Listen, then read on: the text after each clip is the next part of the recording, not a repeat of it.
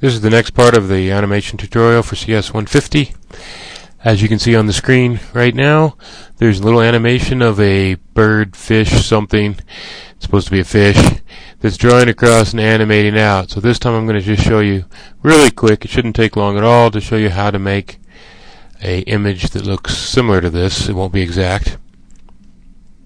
I'm going to close this and go into my Gimp here, and I'm going to do a file, new. This time I'm going to have this one 300 by 300 pixels. Creates a new image.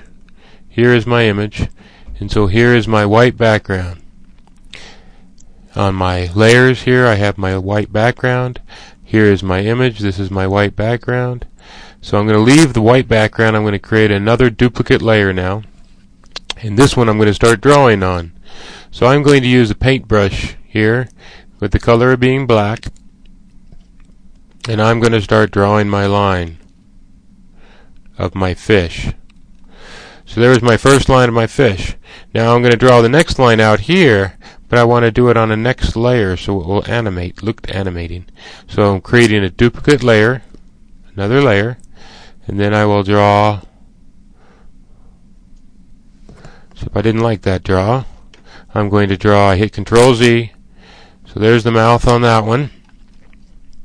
Duplicate it again. So now it's duplicating, and now when I'm drawing on this layer. This layer will stay the same, and then when I scroll through them, it'll look like this fish is growing.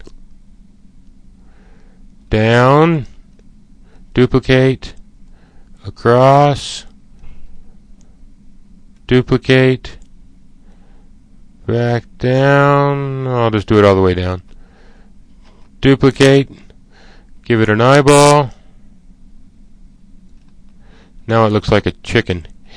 Duplicate, change my color here to red. So I click on the color palette right here. I have automatic some choices in here. Unfortunately I'm colorblind, so I have to do it by the values.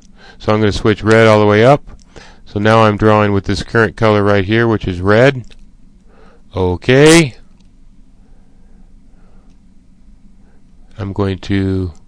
I've already duplicated, so now I'll stick the tongue out,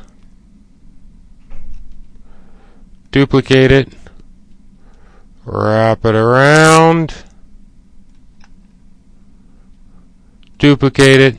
Now I'm not going to draw anything else on this next one. I'm going to leave both duplicated here, so then it just sits here a little bit longer, because I'm not going to time each. I'm going to have all these the same, so I'm just going to duplicate this one, last one, 3 times here.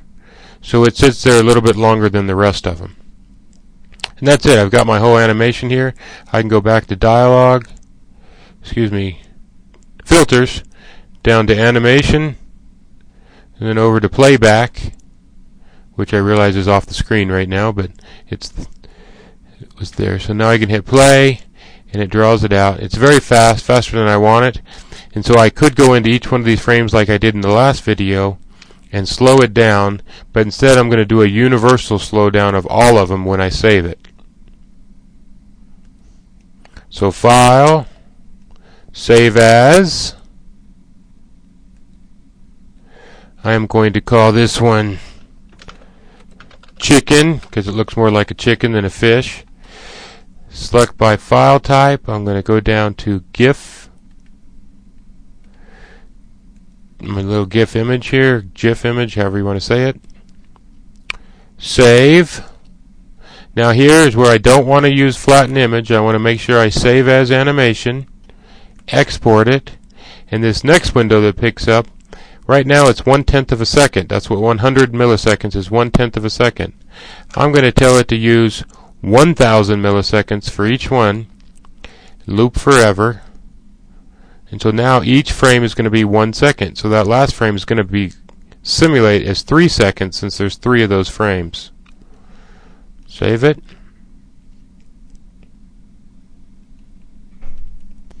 Now I can go in where I saved it right here and do chicken.gif.